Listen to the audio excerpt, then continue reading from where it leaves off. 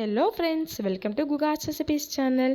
இன்றைக்கி நம்ம சேனலில் டீ கடை ஸ்பெஷல் சால்ட் பிஸ்கெட் தான் பார்க்க போகிறோம். மைதாவில் இல்லைங்க, கோதுமை வச்சு பண்ண போகிறோம். அதுக்கு முன்னாடி எங்கள் சேனல் சப்ஸ்கிரைப் பண்ணலன்னா சப்ஸ்கிரைப் பண்ணிக்கோங்க. அப்படியே அந்த பெல் சிம்பிள் கிளிக் பண்ணிக்கோங்க. வாங்க வீடியோக்குள்ளே போகலாம். இந்த மாதிரி ஒரு பவுல் எடுத்துகிட்டு அதில் 1/4 கப்புக்கும் அதிகமாக, அதாவது 1/3 கப் அளவுக்கு பொடித்த சர்க்கரை எடுத்துக்கோங்க. இது கூடவே 1/4 கப் அளவுக்கு வாசனை இல்லாத எந்த எண்ணெய் வேணாலும் ஆட் பண்ணிக்கலாம். நீங்கள் விருப்பப்பட்டால் இதில் நல்ல பட்டரை உருக்கி கூட ஆட் பண்ணிக்கலாம். இது கூட 1/4 டீஸ்பூன் அளவுக்கு உப்பு ஆட் பண்ணிக்கோங்க.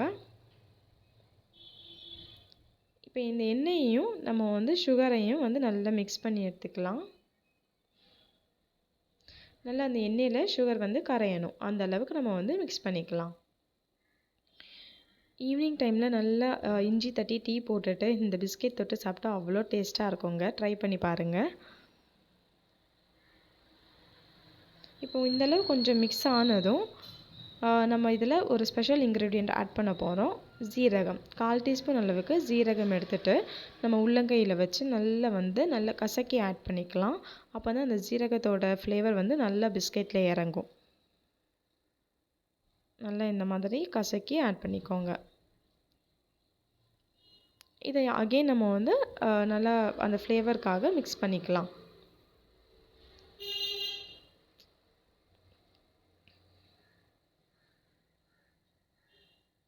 இப்போ இந்த அளவுக்கு நல்லா மிக்ஸ் ஆனதும் நம்மளோட வெட் இன்க்ரீடியன்ட்ஸ் ரெடியாக இருக்குது.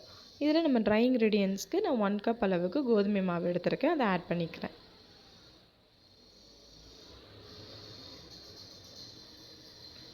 ஃபஸ்ட்டு நல்லா மிக்ஸ் ஆகிறதுக்காக ஒரு விஸ்க் வச்சுட்டு ரெண்டையும் ட்ரை இன்க்ரீடியன்ட்ஸ் அண்ட் வெட் இன்க்ரீடியன்ட்ஸை நான் ஒரு மிக்ஸ் கொடுத்து எடுத்துக்கலாம். கொஞ்சம் இந்த அளவுக்கு மிக்ஸ் ஆனதும் நம்ம விஸ்க் எடுத்துகிட்டு கையை வச்சு நல்லா ஒரு சப்பாத்தி மாவு பதத்துக்கு பிசைஞ்சு எடுத்துக்கலாம். இப்போ பார்த்தீங்கன்னா இந்த அளவுக்கு நம்ம பிசைஞ்சு எடுத்துக்கணும்.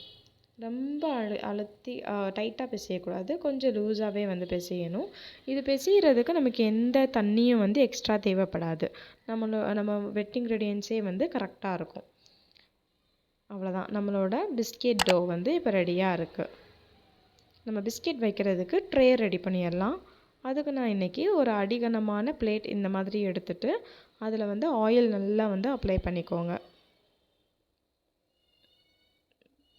நல்லா எல்லா இடமும் ஈவனாக படுற மாதிரி ஆயில் அப்ளை பண்ணிக்கோங்க. உங்கள்கிட்ட பட்டர் பேப்பர் இருந்ததுன்னா நீங்கள் இதில் பட்டர் பேப்பர் கூட போட்டுக்கலாம். ஆயில் நல்லா அப்ளை பண்ணதுக்கப்புறமா 1 ஸ்பூன் அளவுக்கு கோதுமை மாவை நல்லா நம்ம ஆயிலில் ஸ்ப்ரெட் பண்ணி எடுத்துக்கலாம்.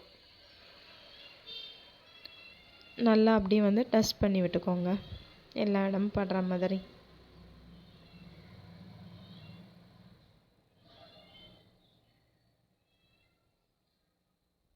அவ்வளோதான், இப்போ நம்மளோட ட்ரே ரெடியாக இருக்குது.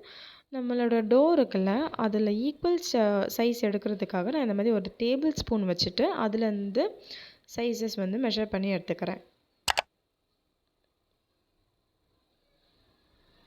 இந்த குட்டி பாலை நல்லா ரோல் பண்ணிவிட்டு உங்ககிட்ட குக்கி கட்டர் இருந்ததுன்னா நீங்கள் உங்களுக்கு பிடித்த ஷேப்பில் கட் பண்ணி எடுத்துக்கலாம்.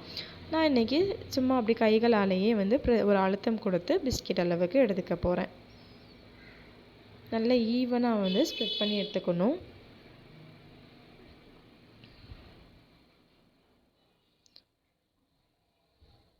அவ்வளோதாங்க, இந்த மாதிரி நம்ம எல்லா மாவையும் செஞ்சு எடுத்துக்கலாம்.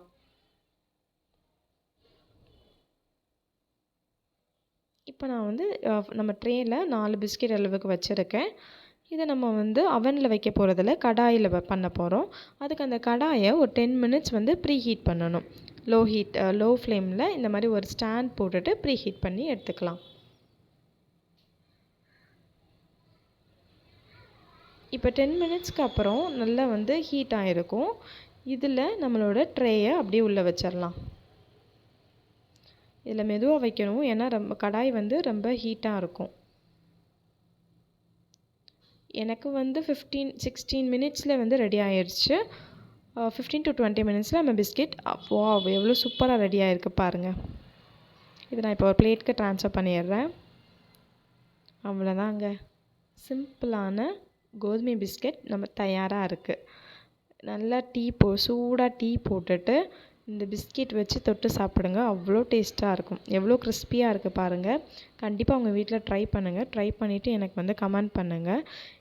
இந்த ரெசிபி உங்களுக்கு பிடிச்சதுன்னா எங்கள் சேனலை சப்ஸ்கிரைப் பண்ணிக்கோங்க. அண்ட் லைக் பண்ணுங்கள், கமெண்ட் பண்ணுங்கள், சேவ் பண்ணுங்கள், ஷேர் பண்ணுங்கள். தேங்க்ஸ் ஃபார் வாட்சிங். Keep supporting us.